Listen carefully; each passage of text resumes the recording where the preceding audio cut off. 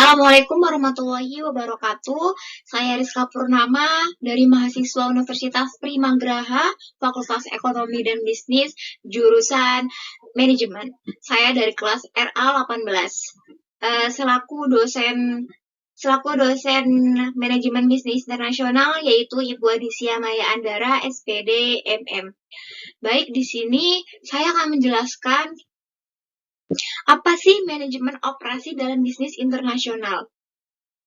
Di sini sudah tertera bahwa manajemen operasi bisnis internasional merupakan proses perencanaan, pelaksanaan, dan pengendalian proses produksi serta distribusi barang dan jasa di tingkat global. Dan memiliki tujuan strategisnya nih. Tujuan strategisnya itu ada apa aja sih? Yaitu meliputi peningkatan efisiensi produksi, menjamin kualitas produk, meningkatkan kepuasan pelanggan, serta mendorong inovasi produk dan proses. Dalam konteks ini tuh penting banget si manajemen operasi ini meliputi kemampuan bersaing secara global. Kenapa secara global? Karena global itu kan menyangkut seluruh dunia. Jadi bukan cuma satu ataupun dua negara. Jadi menyangkut banyak negara. Kemudian ada efisiensi biaya, ada kepatuhan terhadap regulasi, dan adaptasi terhadap perubahan pasar. Namun nih, terdapat tantangan yang signifikan, seperti perbedaan budaya, regulasi yang berbeda di tiap negara, fluktuasi ekonomi global, serta resiko geopolitik. Kan kalau di setiap negara itu kan budayanya beda-beda ya, ada yang lebih ke barat-baratan, ada yang ke Melayu-Melayuan, pokoknya tuh setiap negara berbeda-beda, dan si bisnis internasional ini pun harus bisa beradaptasi nih, dan bisa tahu nih apa aja perbedaan di setiap negara. Terus kemudian ada resiko geopolitik. Resiko geopolitik itu berpengaruh banget, benar-benar berpengaruh banget sama si bisnis internasional ini. Jadi misalkan kalau si salah satu negara ini politiknya lagi kurang bagus, misalkan lagi ada banyak kasus, pokoknya lagi ada problematika, dan si bisnis internasional ini bakal berpengaruh banget ya, mulai dari pemasokan, saham, dan segala macam. Kemudian ada strategi utama mencakup pengambilan keputusan antara standarisasi dan adaptasi, outsourcing, investasi teknologi, serta pengembangan jaringan global. Sorry ya, ini ketutup ya guys. Oke, next. Selanjutnya ada kerjasama bisnis internasional. Kerjasama dalam bisnis internasional itu merupakan langkah strategis yang memberi berbagai manfaat bagi negara dan perusahaan, seperti perluasan pasar, pembangunan ekonomi global. Tapi pelaksanaan kerjasama ini menghadapi berbagai hambatan, seperti adanya perbedaan budaya, regulasi hukum, dan fluktuasi nilai tukar. Nilai tukar itu maksudnya kayak bisa masuk ke nilai mata uang juga ya, karena kan setiap negara mata uangnya juga berbeda-beda ya.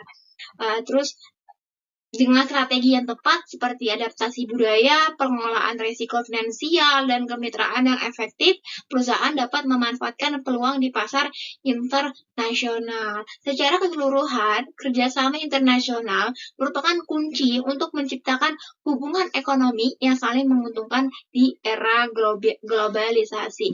Jadi kayak metabolisme, ya kan, metabolisme mereka saling menguntungkan satu sama lain. Gitu ya. Jadi tidak ada yang dirugikan ataupun tidak ada yang dicapakan atau lain sebagainya ya. Oke, selanjutnya ada perusahaan bisnis internasional. Nah, ini tuh termasuk perusahaan yang berhasil di manajemen internasional ataupun manajemen operasional. Jadi yang pertama itu ada perusahaan Apple. Kalian tahu Apple? Apple kan berbasis kayak seperti teknologi ya, kayak handphone, laptop, komputer, dan lain sebagainya. Adaptasinya itu berupa fitur sesuai kebutuhan lokal, seperti bahasa dan sistem pembayarannya. Jadi di setiap produknya si Apple ini, dia punya bahasa banyak bahasa. Misalkan kita nih orang Indonesia, nah nanti di settingan HP-nya itu bakal ada bahasa Indonesia untuk mempermudah kita kita menggunakan produknya mereka dan sistem pembayarannya.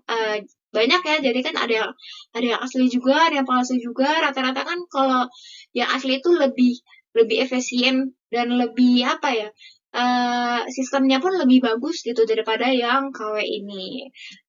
Terus strateginya branding premium, rantai pasok global, dan ekosistem terintegrasi. Ya gimana ya? Branding premium. Jadi mereka tuh bukan mulai dari apa ya bahasanya? Sistemnya atau settingan di HP-nya itu bagus. Jadi bukan cuma brandingnya doang. Jadi luarnya brandingnya bagus, dalamnya pun juga bagus. Dan mereka juga bikin membuat produknya itu ada di mana-mana, dijual di mana-mana ya. Yang termasuk yang aslinya itu adalah iBox. Kemudian ada Toyota. Kalian tahu Toyota kan? Kalau Toyota kan di Jepang ya. Toyota tuh lebih kayak banyak memproduksi kendaraan gitu nggak sih? Jadi itu adaptasinya produksi lokal, kendaraan hemat bahan bakar untuk pasar tertentu. Jadi kan kalau Asia Tenggara itu lebih menghemat bahan bakar ya, kayak bensin gitu. Sedangkan kalau di Eropa, mereka tuh lebih banyak menggunakan listrik. Contohnya kayak sepeda listrik, mobil listrik, dan segala macam ya. Jadi si Toyota ini memproduksi ya sesuai si lokal-lokalnya ini, sesuai negara-negara yang mereka jual juga produknya gitu. Terus strateginya inovasi berkelanjutan, kemitraan lokal, sama efisiensi biaya. Inovasi berkelanjutan, kemitraan lokal, efisiensi biaya. Mereka tuh mitranya di mana-mana ya. Terus bisa digunakan dengan jarak waktu yang cukup lama untuk produk-produknya. Kemudian ada McDonald, MCD, oke. Adaptasinya menu lokal, halal, vegetarian, dan lain-lain. Pasti ya, MCD itu kan nggak selamanya mengandung makanan yang nggak halal. Jadi misalkan kayak si MCD ini mau buka restoran di Indonesia. Jadi tuh si MCD-nya ini tuh harus cari tahu nih, si Indonesia tuh makanan pokoknya apa sih, kebutuhannya apa sih, yang mereka suka tuh apa sih, gitu. Jadi MCD ini tuh nggak bisa ngikutin negara mereka, nggak bisa ngikutin negara Eropa yang kalau makan tuh sarapan aja mereka makan pakai gandum-ganduman ataupun roti lain semacamnya itulah ya. Sedangkan kalau di Indonesia kan kalau sarapan aja makannya pakai nasi ya, serba nasi. Pokoknya kalau belum makan nasi intinya belum makan aja kan, kalau kata orang-orang Indonesia kan kayak gitu ya. Jadi si MCD ini tuh harus berarti si Indonesia ini tuh makanannya itu nasi, serba nasi. Dan akhirnya pun si MCD ini tuh bukan menu memproduksi nasi, bukan menu yang ada nasinya. Mungkin ada yang sayur-sayurannya juga ya, kayak salad segala macam. Jadi seperti itu. Jadi MCD itu harus cari tahu dulu nih, apa sih yang disukain, apa yang disukain Indonesia, sama makanan pokok Indonesia tuh apa. Karena kita tuh nggak bisa ngikutin sama apa selera mereka, berbeda-beda. Setiap negara itu seleranya berbeda-beda ya. Jadi maupun McDonald MCD ini mau buka perusahaan di Eropa, di Indonesia, di Taiwan, ataupun segala macamnya, atau Asia Tengah, Timur Tengah tuh, mereka harus ngikutin apa sih yang mereka suka gitu. Kemudian strateginya standar global dan promosi lokal. Standar global ya pasti menyangkut semuanya ya, menyangkut banyak dunia, menyangkut banyak negara gitu. Dan promosi lokal. Oke. Selesai dari aku. Sekian, terima kasih. Mohon maaf jika ada kata-kata yang kurang berkenan, kurang tidak enak, atau tidak mengenakan, dan lain semacamnya. Wabillahi taufiq.